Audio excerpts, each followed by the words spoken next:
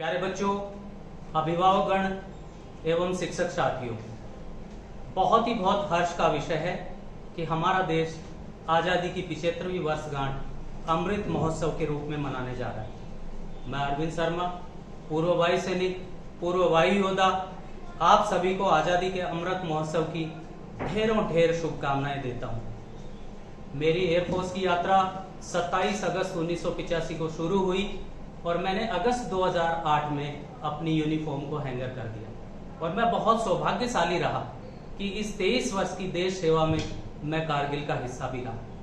स्वतंत्रता हमारा जन्मसिद्ध अधिकार है। अंग्रेजों भारत छोड़ो, तुम मुझे खून दो मैं तुम्हें आजादी दूंगा, करो या मरो, ये नारे वो नारे रहे जिन्होंने हमारे सैनिकों का मनोबल बढ़ाया और 200 वर्षों की अंग्रेजों की गुलामी से हमें मुक्ति मिली। हजारों हजार लोगों ने इसके लिए अपने प्राणों की बलि चढ़ा दी। कई माताओं की गोद सूनी हो गई, कई बहनों के मांग का सिंदूर उजड़ गया। सुभाष चंद्र बोस, चंद्रशेखर आजाद, सरदार भगत सिंह, बिस्मिल्लाह खान आदि अनेकों ऐसे नाम हैं जिन्होंने देश की आजादी के लिए हंसते हंसते मौत को गले लगा दिया। गुलामी का जीवन बहुत घुटन भरा होता है, यह हम सब लोगों को पता है। कवि की पंक्तियां, पराधीन सपने सुख नाही, यानी पराधीन को सपने में भी सुख नहीं मिलता, बिल्कुल सही है। पक्षी को भी यदि हम पिंजरे में बंद कर दें तो वो भी सलाखों से टकरा कर अपने प्राण त्याग देता है, पर उसको बंधन में रहना कतई पसंद नहीं। तो फिर इंसान कैसे पराधीन जीवन बिता सकता है? आजादी के इस पावन पर्व पर मैं अपने उन शहीद साथियों को नमन करता हूं जो ये कहते हुए शहीद हो गए कि या तो मैं दुश्मन के देश में तिरंगा फहरा कर आऊंगा या फिर तिरंगे में लिपट कर आऊंगा। मैं उन योद्धाओं को भी नतमस्तक हूं जो कहते हैं मेरा देश मेरे प्राणों से पहले है और इस देश को देने के लिए मेरे पास सिर्फ एक ही जान है। फील्ड मार्शल मानेकशॉ ने कहा था कि यदि कोई व्यक्ति कहता है कि मुझे मौत से डर नहीं लगता, तो या तो वो व्यक्ति झूठ बोलता है या फिर वो जरूर इंडियन आर्मी का ही होगा। ऐसे हमारे जाबाज और इसी जज्बे के बल पर हमें आजादी मिली है।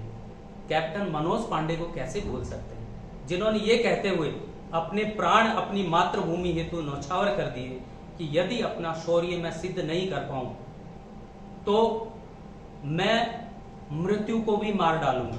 अगर मेरा शौर्य सिद्ध होने से पहले अगर मेरी मृत्यु आती है तो मैं मृत्यु को भी मार डालूंगा।